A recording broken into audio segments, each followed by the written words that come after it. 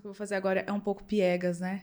Mas, assim, de todos os casos que você lidou, não só os casos, mas circunstâncias mesmo dentro da advocacia nessa trajetória de vida, né? Porque não é só uma carreira, é uma vida mesmo, né? Que forma o homem, né, profissionalmente, e o contrário também. E o profissional também forma o homem, né? Sim. E, assim, nessa trajetória, o que te vem à memória de casos ou circunstâncias dentro da advocacia que foram determinantes para, naquela situação, você seguir esse rumo? Olha, engraçado você estar falando isso, porque eu estava pensando nisso enquanto estava respondendo, eu estava lembrando disso enquanto estava respondendo a pergunta anterior. Na verdade, na minha época de estágio, eu estava lá com teu avô nessa época, mas eu fui fazer o estágio supervisionado lá na faculdade, na assistência judiciária, né? E aí eu acabei caindo no criminal. Eu gostava do criminal, apesar de trabalhar em outras áreas com teu avô. Eu sempre gostei assim de área criminal e fui acompanhar alguns processos nessa área. E não tinha experiência, né? E naquela época aconteciam coisas assim, tanto quanto temerárias, eu diria. Bom, já passou muito tempo, se foi crime, tá tudo prescrito. Mas é o seguinte, não tinham advogados suficientes. A gente sabe como é que funciona essa estrutura, né? Verdade. As assistências judiciárias não têm gente suficiente, as defensorias não têm gente suficiente. E aí acontece que, eventualmente, a gente fazia sozinho as audiências com os assistidos. E uma vez eu fui fazer uma audiência com um assistido, que era réu preso. E ele estava respondendo, assim, era a Justiça Federal, ele estava respondendo porque naquela época se assaltava malote de correio, porque em malote de correio tinha talão de cheque. E ele foi preso em flagrante, etc. E ele estava respondendo, assim, por um concurso material de, salvo engano, 8, pelo que eu me lembro, faz bastante tempo, por 8 crimes. E eu me lembro que a pena final dele nesse processo foi altíssima, porque foi considerado... Alguns foram crime continuado, mas outros foram considerados concurso material pelo lapso temporal. Sim. E a pena ficou, assim, tipo uns 18, 20 anos. Foi uma coisa assim... Por 8, salvo engano, foram 8 roubos qualificados, né? Circunstanciado por arma de fogo. E as armas, inclusive, a arma era simulacro, não era nem arma de verdade. Isso assim, primeira coisa, né? Não tem muita lógica, assim, a gente fica crime organizado, não sei o quê. Eu entendo a lógica de a gente querer ficar definindo hoje. Lógico, tem sua importância. Mas, assim, tem muito mais caos do que organização no crime. Então, assim, o sujeito, por causa de R$400, porque, desculpa, ele ganhava R$50 por malote desses. Na época era R$50, isso faz bastante tempo. Então, assim, por causa de R$400, mesmo na época, sei lá, por causa de R$1.000 atualizados, o sujeito foi condenado a 18, 20 anos, uma pena altíssima. E aí, ou seja, bom, em primeiro lugar, não tem muita lógica nisso. Se você for ver racionalmente, não tem muita lógica nisso. É desproporcional, no mínimo. Existencialmente, eu não estou falando da lei. Claro. A lei existe, ela tem que ser aplicada, eu não sou relativista. A gente está falando da perspectiva humana. Né? Aí o que aconteceu? Esse sujeito... Cara, essa minha história, como todas as minhas, demoram, por isso que eu não gosto de... Essas são as melhores. Essas são as melhores. O advogado fala muito. Mas aí o que aconteceu? Nós fomos fazer a audiência dele, ele estava preso. O réu preso tem direito a estar presente na audiência. E naquela época, hoje eu acho que está um pouquinho diferente, mas naquela época o que acontecia? Depois da audiência, eles deixavam a família era avisada, a família ia, e eles deixavam a família ficar 15, 20 minutos ali em contato com ele. E aí aconteceu que começou a audiência. E eu lá, né, assim, eu tive pouquíssimo contato com esse processo, estava ali na audiência olhando o processo, né, ainda do processo físico, ainda existem, mas hoje é minoria, é a menor parte, e eu lá olhando e tal, e vendo o que poderia se perguntar para as testemunhas, o que poderia a testemunha dizer que viesse a ajudá-lo, não prejudicá-lo tanto no processo e tal. E eu olhava para ele, e ele assim, algemado com as mãos para frente, escondendo as algemas, porque estava sentada a mãe, a mulher, olha só, um filho de uns 3 anos, uma criança de 3 anos, e uma filhinha que devia ter 1 ano e meio por aí, menos de 2 anos, no colo da mãe. E eu preocupado com aquilo, cara, que eu vou perguntar aqui, que eu posso fazer aqui para melhorar esse processo? Porque essa é a função do advogado. Independentemente do juízo que o advogado faça sobre a culpa do réu, ele tem que defender o réu da melhor forma possível. Claro. Esse é o nosso juramento. Então eu estava lá e ele assim, escondendo as algemas, mas ele olhava para a menina e ele estava assim, pouco se importando com o que estava acontecendo na audiência, até porque eu imagino que ele já sabia do que o resultado final do processo. E eu ali preocupado com aquilo, com a situação dele, e ele olhava. Assim, porque naquela época, era ainda na 10ª Vara Federal, no prédio antigo ali ainda.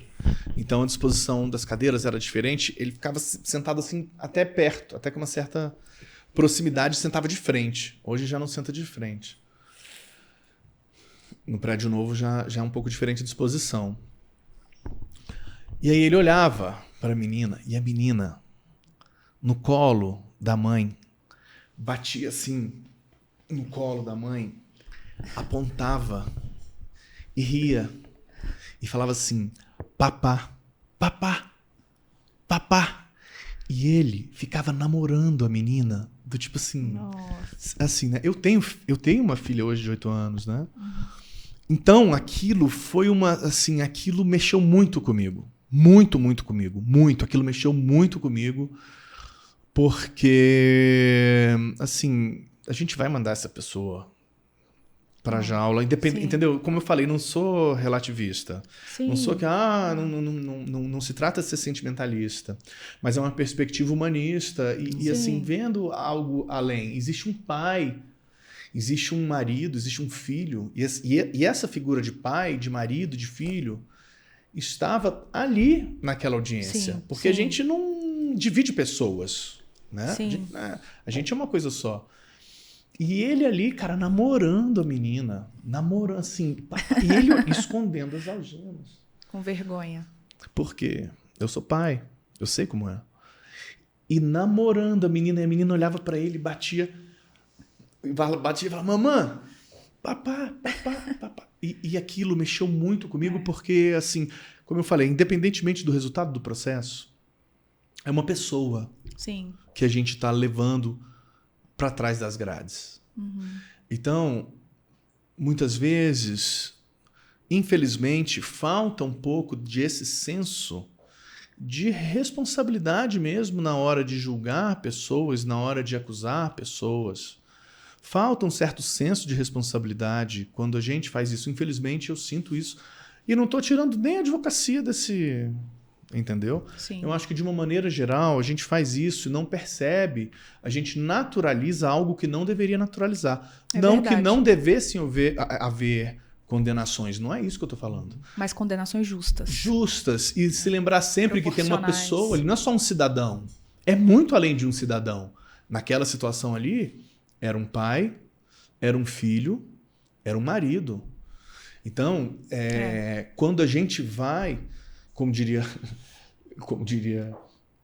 tem um processualista penal argentino que eu gosto muito, que ele fala o seguinte, processo penal, ninguém pode se dizer apaixonado por processo penal, porque processo penal é um instrumento pelo qual nós reduzimos pessoas a animais em jaulas.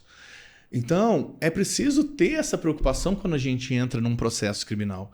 Infelizmente, não é a maioria, claro, mas alguns nem sempre têm noção dessa responsabilidade de atuar em processo.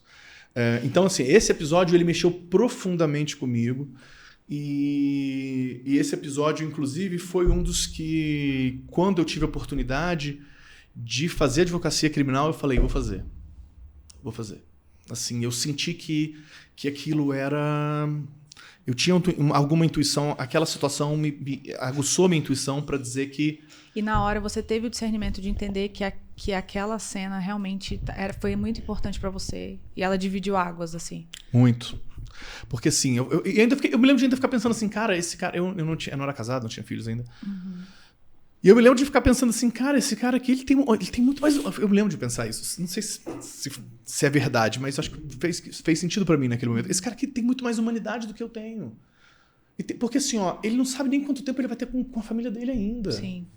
Então ele tá aqui aproveitando a família dele. É. E eu ali preocupado com o processo e tal, claro, é a minha função. Mas, e ele ali, cara, ó, tenho que me preocupar com a minha família, eles não podem... Minha filha, meu filho não podem entender... Ou pelo menos assim, eu tenho que esconder isso ao máximo. Sim. É humano. E eu vou ficar aqui curtindo eles enquanto eu posso. E episódios como esse foram te dando as pistas, né? Foi.